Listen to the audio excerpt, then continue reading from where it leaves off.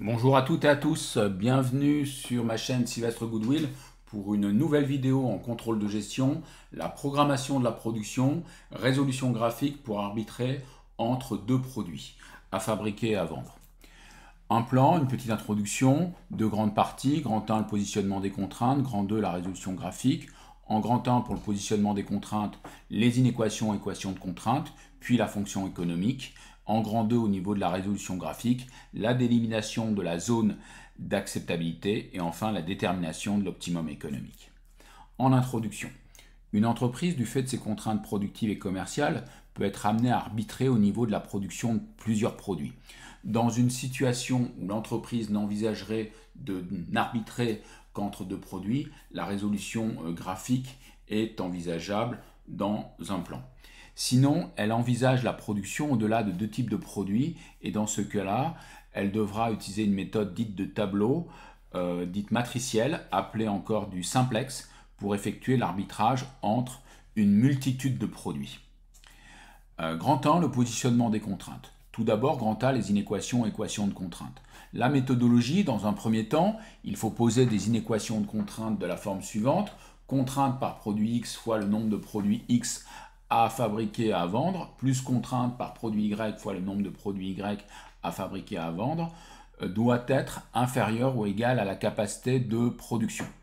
Donc là, nous pouvons avoir des contraintes en termes de main-d'œuvre directe, par exemple, ou des contraintes en termes d'utilisation des machines. Donc on aura différentes équations, une équation sur la contrainte de main-d'œuvre directe et une équation sur la contrainte machine, par exemple. Il peut y avoir d'autres contraintes que des contraintes productives, des contraintes d'ordre commercial. Dans un second temps, il faut considérer que la contrainte pourrait éventuellement être atteinte en posant des équations de contrainte permettant de tracer sur un graphique des droites de contrainte qui serviront par la suite à définir la notion de la zone d'acceptabilité. L'équation sera alors de la forme suivante.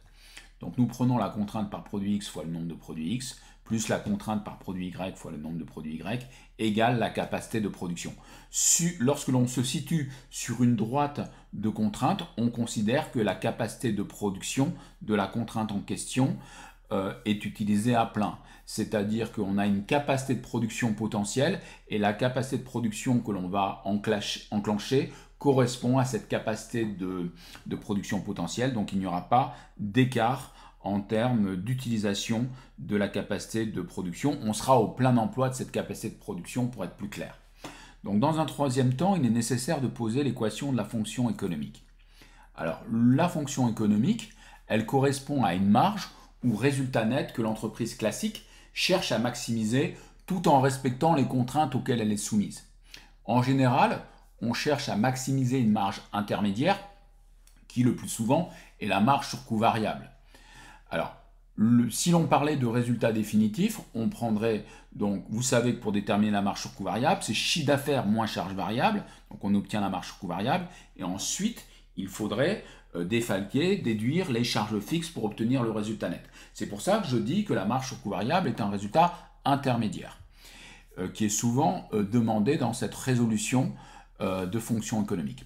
La fonction économique s'écrit alors MCV unitaire du produit X fois le nombre de produits X à fabriquer et à vendre, plus la MCV unitaire du produit Y fois le nombre de produits Y à fabriquer et à vendre, je me répète, égale la MCV globale que l'on va chercher à maximiser. Donc maintenant, dans un point grand 2, nous allons résoudre graphiquement. Tout d'abord, nous délimitons la zone d'acceptabilité. Alors nous positionnons les deux droites de contrainte. Donc tout simplement, vous prenez par exemple pour la contrainte d'un atelier 1, si je considère deux ateliers, et atelier 2. Vous allez mettre pour l'atelier 1, donc ici y égale 0, vous trouvez un x correspondant pour avoir un premier point. Et puis à ce niveau-là, toujours sur cette droite D1, si x égale 0, vous trouvez un y correspondant.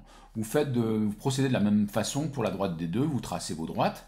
Et donc je vous ai expliqué dans des vidéos précédentes que toute la zone qui se situe à l'extérieur des droites n'est pas envisageable. Donc toute cette zone-là, à l'extérieur des droites, pour D2 n'est pas envisageable, et également pour D1. Donc du coup, il nous reste cette partie-là qui est envisageable, dite zone d'acceptabilité, et qui définit un polygone. Bien.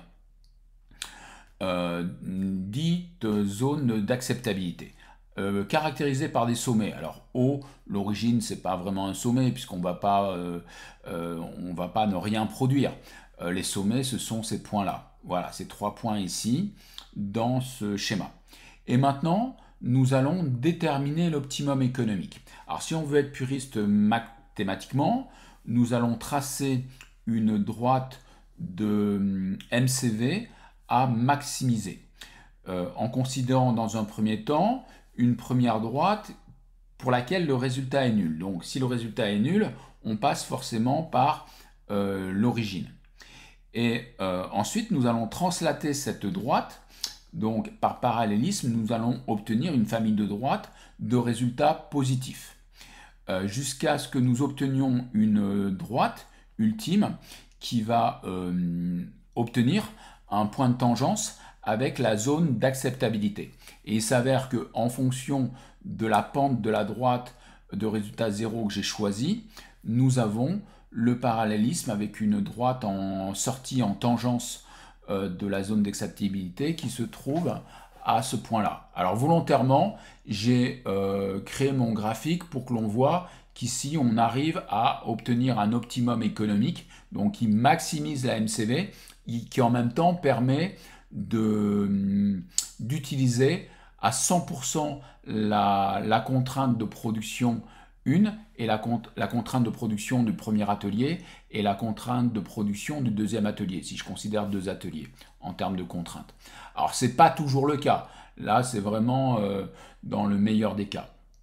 Et donc nous avons en lecture l'optimum économique avec X étoile, la quantité optimale à produire de produit X et à vendre, et Y étoile, la quantité optimale de produit Y à fabriquer et à vendre.